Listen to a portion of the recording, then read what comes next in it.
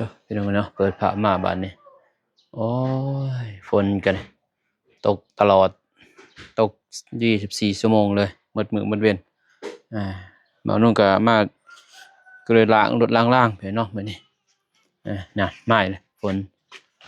พอสิออกเดินทางพุ่นแหละไปสวนเบาเตี้ยก่อนไปมอบเงินให้ทางเอื้อยเพิ่นไปเนาะเพราะว่าอ่าเพราะว่าทางเบาเตี้ยพากมาให้ไปเนาะอ่ามอบภารกิจให้ก็สิไปบอกไปบอกไปว่าน้ำเพิ่นนั่นแหละ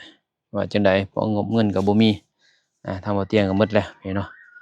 ล้างเรียบร้อยหอมกลิ่นหอมบัดนี้ สวัสดีเด้อปู่ย่าตายายพ่อแม่พี่น้องเมื่อสู่คนพังลาวพังไทยต่างประเทศก็ขอสวัสดีสบายดีเด้อสู่สองพ่อร้านจากคือเก่าคือเดิม อืมเป็นจะได้พอบ่ได้อยู่ฮะคิดฮอดบ่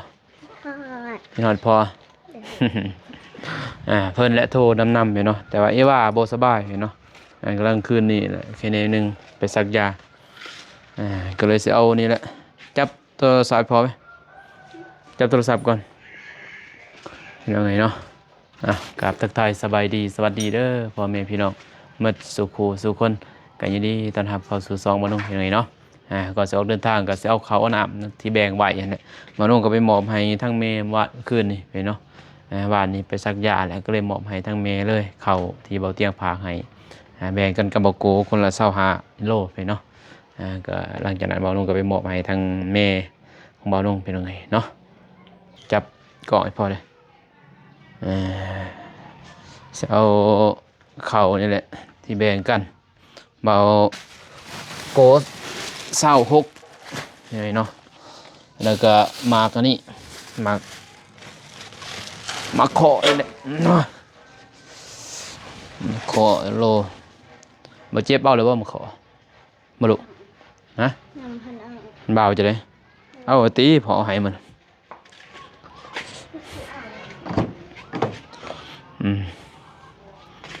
เอาเขาไป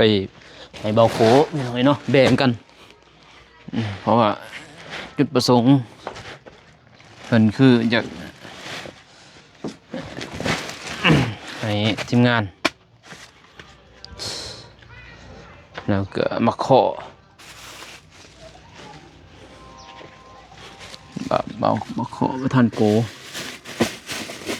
มาทันโกพี่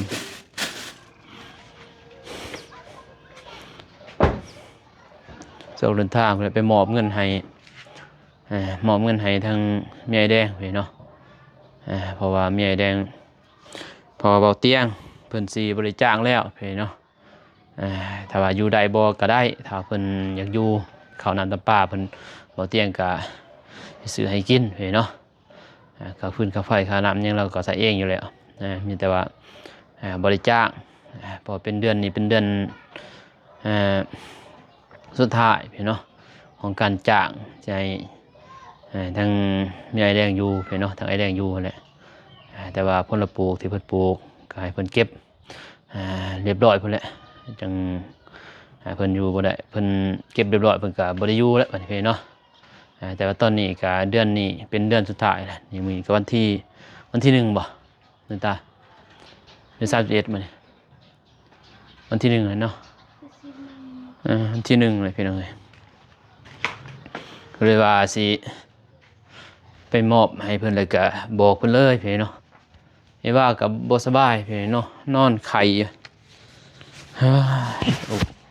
น้ำลูกสาวพี่เนาะจักสิว่าไข่อกตุ่มพี่เนาะเด็กหน่อยไข่อกตุ่มนี่สิไปมอบให้ทั้งเมียแดงเพิ่นนี่แหละเงิน4 ล้านนี่แหละพี่เนาะทั้งเบาเตียงมอบให้เป็นจำนวนเงิน4 ล้าน1 2 3 4เห็นไหมเนาะ4 ล้านเพิ่นมอบให้เบานงไปให้เมียแดงหรือไอ้แดงนั่นแหละเพราะว่าบริจาคแล้วพี่เนาะก็เลยว่าผม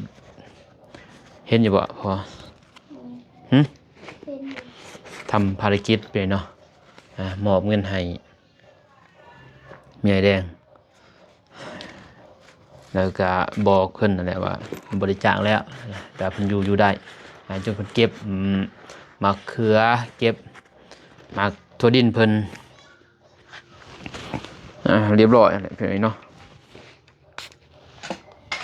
หอมบ่หอมอยู่เป็นสเปรย์แต่บ่แห้งปานใดพี่น้องสเปรย์ตัวนี้หอมแบบอ่อนๆนะสเปรย์ผู้หญิงคือเนาะเบิ่งพอลองสีดจ้ะนี่หอมบ่สเปรย์อะไรยุ่งเกินวะสเปรย์ตัวนี้มันเป็นสเปรย์นั่นเนาะพี่น้องเนาะมีแต่สเปรย์หมอกโอ้คือเปียกสิไปหาตะบกโกก่อนแม่เนาะ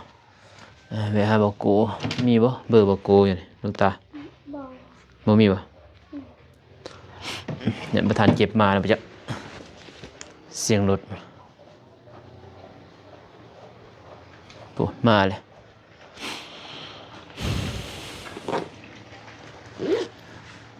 เห็นบ่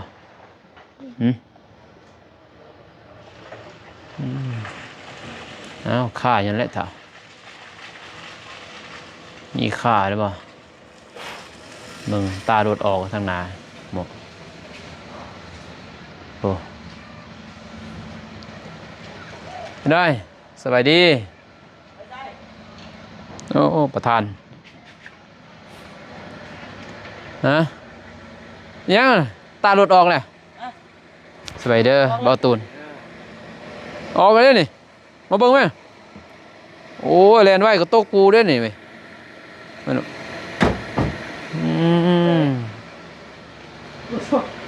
ฮะมันรุดนะเห็นป่ะแลนไว้ก็ตกเลยฮะ เตะกาวลุดเลย อ้ายก็เบิ่งอยู่หมู่หนึ่งนี่นี่เด้ กาวอ่ะ เก้ายังเก้าต้นเก้าต้นอ้ายใส่หมดแล้ว แต่เจาะคือมัดแล้ว มีแต่มัดเอาแหละเก้าบ่อยู่ดอกซิลิโคนเอาแหละนี่ซิลิโคนบ่ โค่นก็ได้ ซิลิโคนอ้ายหมดแล้วนี่อ้ายจอดอันนั้นหมดจะบ่คิดจะมา โค่น เบิ่งไปเบิ่งกันเด้อจอดไว้แล้วก็เอารถอ้ายไปบัดพี่น้องเอ้ยบ่มีหมดเลยเจ็บเบ้ย จอดไว้เลยรถมาเจ็บอยู่นี่คันจอดไว้มันไม่ได้ตกหรอก ไปเข้าไป ไปใส่มานี่ เอาเมื่อพูดแล้ว น้องโน้ น้องหนูบ่กินฮอดน้องหนูแห้งว่ะ ลงหาตลอดได้ยินตลอด โอ้ยอ้ายว่าสิไปสวนบ่เตียงเอากินฮอดน้องหนูพุ่นว่ะ เป็นว่า อืม ผมว่าบ่มีก็อยู่ บ่ ไปหาน้องนูดีกว่า เข้ามา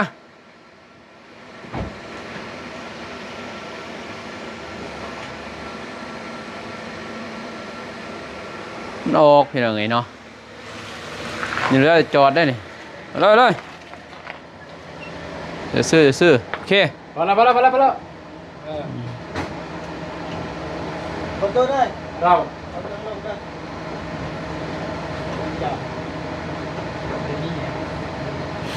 เอาขึ้นได้แล้วบ่เวน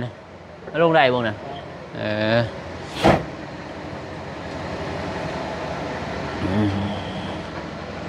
ตอนเจ็บพี่น้องเอ้ย เอานี่เทเลยเนาะ เพ่นะยังเพ่ ใส่ ซกแตกพี่น้องเอ้ยแต่ยังบ่ทันไปเปลี่ยน ตัวได้เพมือนั่นฮะ เฮ้ย ตัวอันพวกไงบอกอันเห็นในคลิป เด้ซกเดี๋ยวนี้บ่เห็นดอกอยู่นี่ดอกเอียวแหละ ซกซื่อแล้วบ่หรือว่าซกกันนั่น ก็ซกใหญ่อ่ะนะใส่ ใส่อันนั้น สกเจลองเบิ่งเพราะน้ำมันยังออกเลยนะน้ำมันมีแต่ว่าสิเปลี่ยนถ้าเปลี่ยนหนึ่งมันก็บ่ได้ อันนี้มันสิ เห็นอยู่บ่เว้ยมีขาอยู่ใส่ขานี่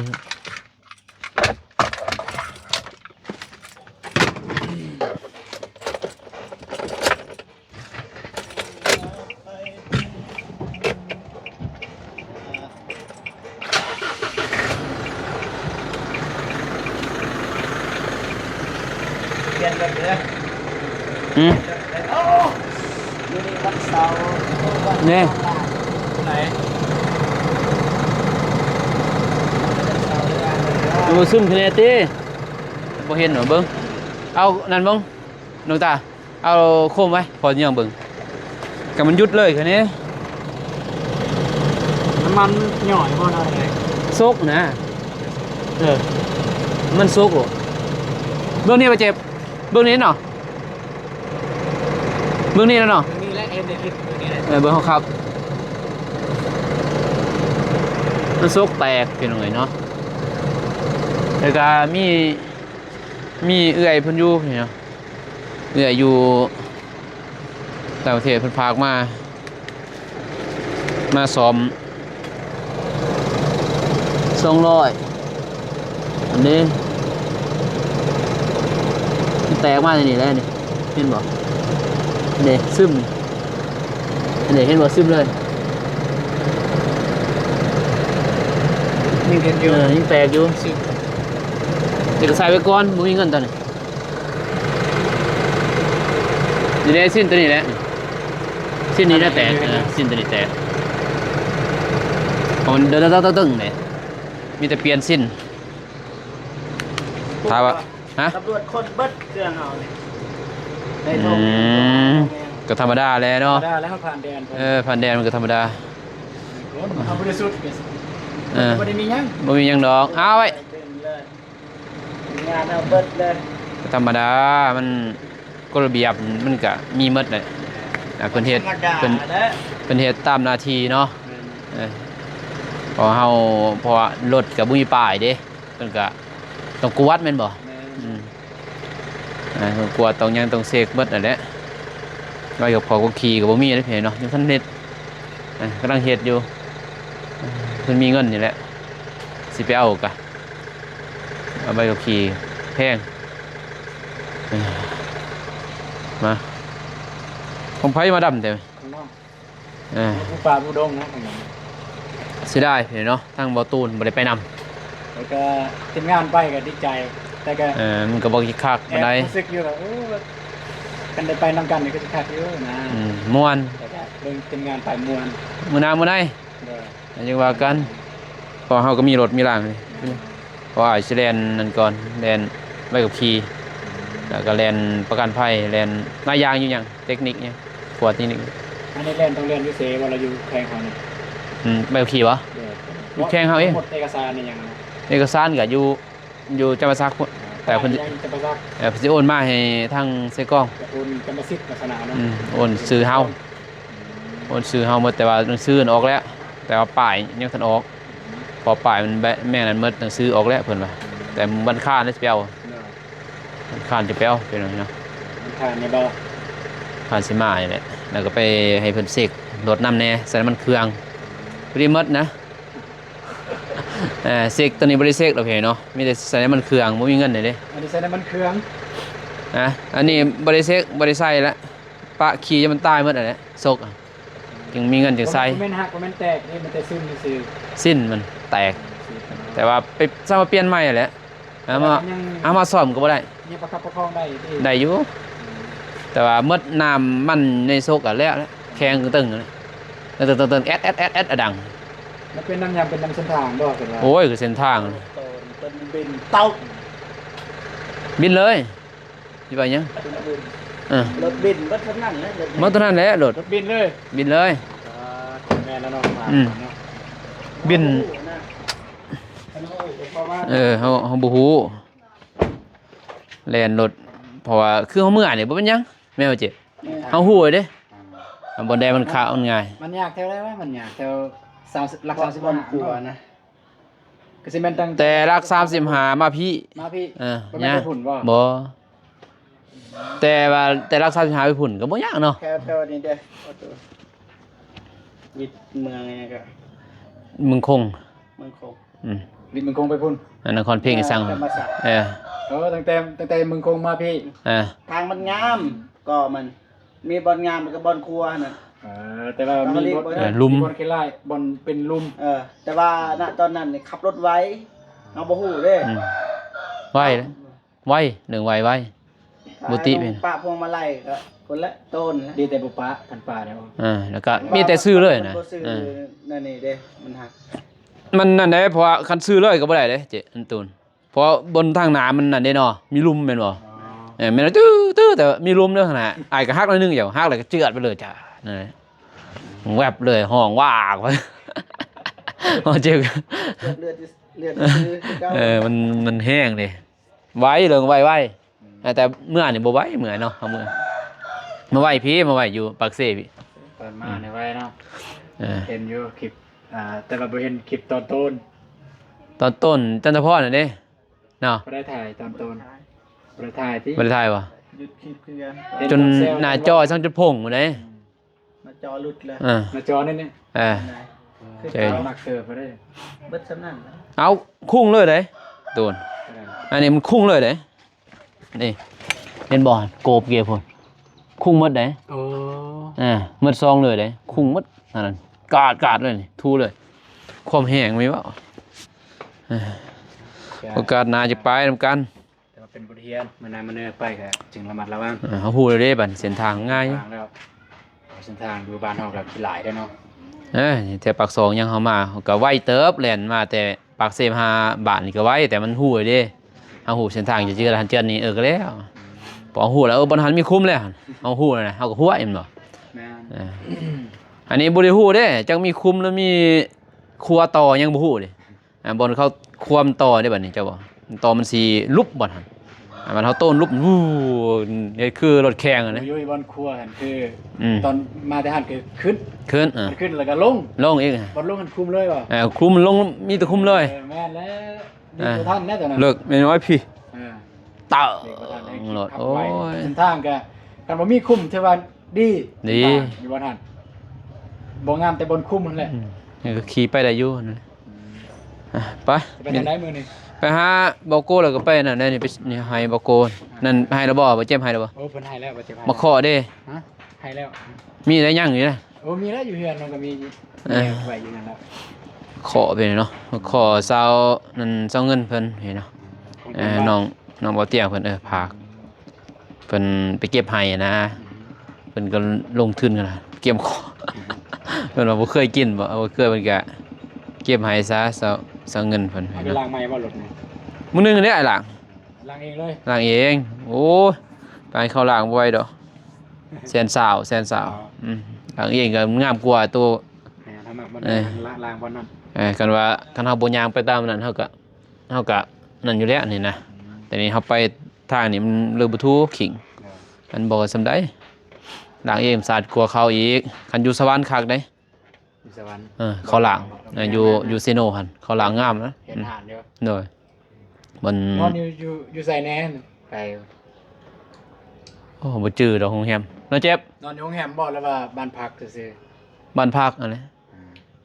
นอนบ้านพัก แต่ว่ามันบ่จื้อดอกบนหนึ่งหั่นก็บ่คัก ๆก็สิเป็นบ่อนพวกน้องไปนอนที่ รัตนะ มื้อแก รัตนะ รัตนะบ่อนพวกน้องไปมื้อแรกแล้วไปนอนอยู่หั่น บ่คักเนี่ยแต่ว่ามันเปื้อนนะว่าแต่มันเปื้อนเนาะเจ็บเนาะใหญ่แต่ มันคักพูนในเมืองพุ่นอยู่สวรรค์เลย สวรรค์บ่ได้ไปเนาะ อยู่ตึกสูงกันบ่อนเฮาไปนอนนั่น มีต้น อยู่ โอ้ยต้นเพิ่น แต่ว่าก็มันแพงได้แพง พอเพิ่นจ่ายพอเฮาฮู้น่ะนะคือที่ว่าน้องฮู้ไปเนาะคืออ้ายฮู้เลยว่าถ้าฮู้ว่าโรงแรมนี่คักแหละเฮาจ่ายเองน่ะพออันนี้เฮาบ่ฮู้ดิเพิ่นพาไปว่าเฮาสิปฏิเสธเพิ่นบ่ได้แนวเพิ่นพาไปดิ แม่น เพิ่นจ่ายก่อนเฮาสิว่าบ่ได้นะถ้าเฮาฮู้ว่าโรงแรมตัวนั้นโรงแรมนี้มีอยู่ก็เกินแม่นบ่แต่เฮาบ่ฮู้ได้ว่ามันคักหรือบ่คักก็เลยว่าอยากให้เพิ่นพาไปบ่ได้มันคักหั่นแหละ แสดงว่านอนอยู่ซีโนเลยเบิดคือเบิด 3 คืน 3 คืนวะ 3-4 คืนนั่นแหละซิโนแหละ4 คืนนอนแม่น5 คืนเด้เออ เงิน5บอกพวกอายไปแต่นี่ที่24 แม่น5 คืนนอน5 คืน6มื้อที่6มื้อเด้หันบอกก็6แน่นอน6 คืนนั่นแหละ คือว่าเห็นนั่นเปลี่ยนแผนกระทันหันเรื่องหยัง มันคำ อ๋อมันคำบ่ แล้วก็ เบิ่งอยู่แต่ว่าบ่ได้เบิ่งเบิด คำแล้วเฮาอยู่ธาตุโพนเท่าไหร่เจ็บบ่แม่น6 โมง 7 โมงเนาะ7 โมง ว ทวิตว่าสิมาบ้านเนาะ มาเลยนะแต่บัดอ้าย เปลี่ยนแผนบัดนี้ บัดอ้ายก็บ่ได้นอนเองนะ เอา อ้ายบ่ได้นอนนั่นนอนเลิกได้อยู่หั่นน่ะ5คืนบ่แม่น 3 โมงบ่ได้นอน แม่ซ่องมาในอากาศร้อนอยู่หั่นนอนบ่ค่อยรับ แล้วก็มันเลิกอะนะ เอาไปกับทีมงานนะ มันเลิกได้ ไปกับทีมงานเด้ มา1 โมงมาเดือฮอดฮอพัก เอา อะ ทอง1โมงเนาะ เออ สับสาอาบน้ำอาบตาลิ้นโท เอ ร อ ศัพท์อีก มีโทรศัพท์หน่อยหนึงก็ตัดคลิปซั่นก็แล้วเลิกก็นะรถยังอยู่วัดท่าที่ห้างบ่ได้เข้าเห็นอยู่แนม บ่มีบุญ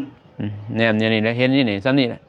บนทางอะนะอ่าไม่ได้เข้าไปป่ะ บอกว่าฝนตกเดี๋ยวแนมเบิ่งซื่อๆแล้วก็ไป ฝ เล น ย ตกกับบ่มีคักปานใด อืม มันอยู่นอกเลย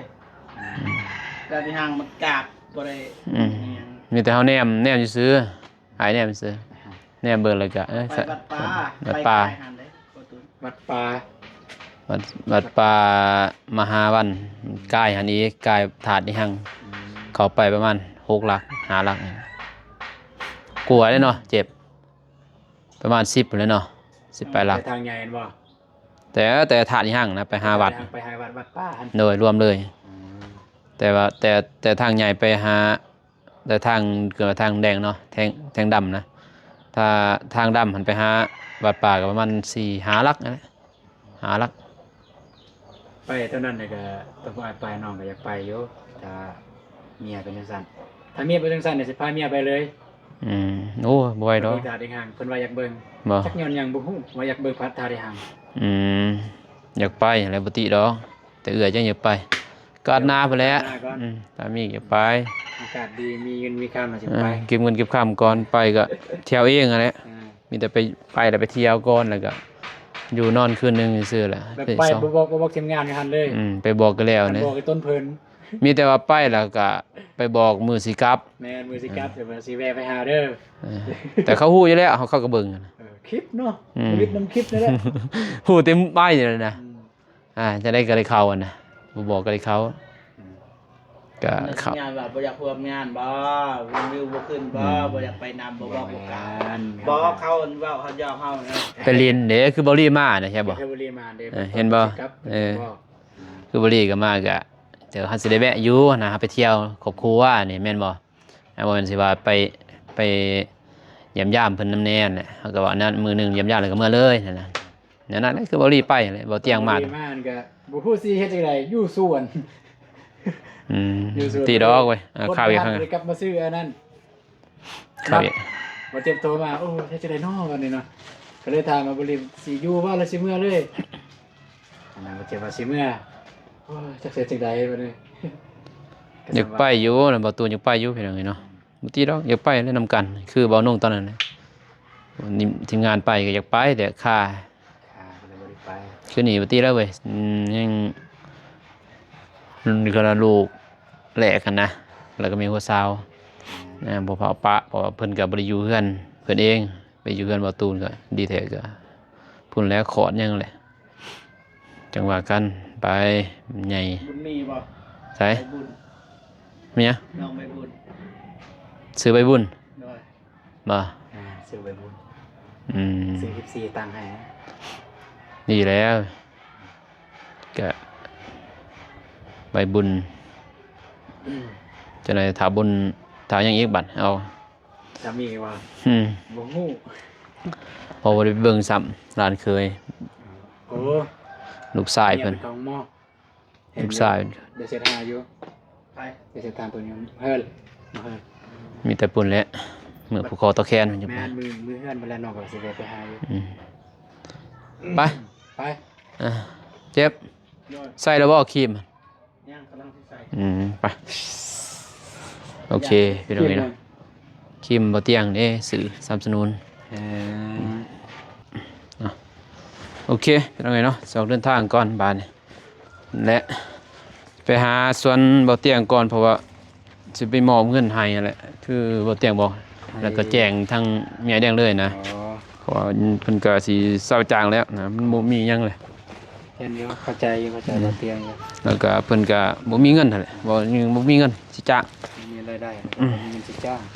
รายได้ก็บ่มี คนนั้นสิว่าจ้างว่าเงินจ้างตังซอยนะ ซอยนั่นแหละ พอ อยากซอยเอื้อยอยากซอยเพิ่น ก็บ่ได้เฮ็ดหยังหลายนะเสียอยู่อีกอย่างซื่อนะนี่เราก็ปลูกมักผลไม้มันตอกก็มีแต่ว่าสิแล้วเราปลูกเราลกแล้วเรายังแล้วก็แล้วแต่เราสิอยู่บ่หรือบ่อยู่ก็บ่เฮาบ่ได้จ้างแล้วแต่ว่าได้จ้างแต่เดือนนั้นเดือนตัวก่อนนี่มันที่1นำเนาะ แต่เดือนนี้บ่เดือนก่อน เดือนก่อนนั่นแหละแต่นับแต่วันที่1นี่ขึ้นไปบ่ได้จ้างแล้วถ้าเพิ่นสิอยู่ก็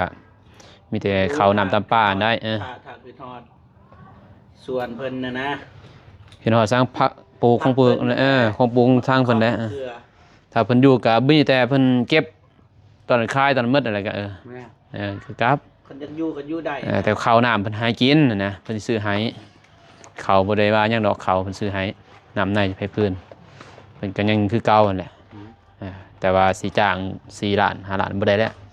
หมดแล้วเพิ่นเนาะบ่เตียงก็ ไปเดินทางครับ โอเคเพิ่นเนาะคลิปนี้มันก็สิจบคลิปนี้ก่อนเพิ่นเนาะอยู่ดีมีแฮงหมดสู่คนเด้อเพิ่นเด้อไปบ๊ายบาย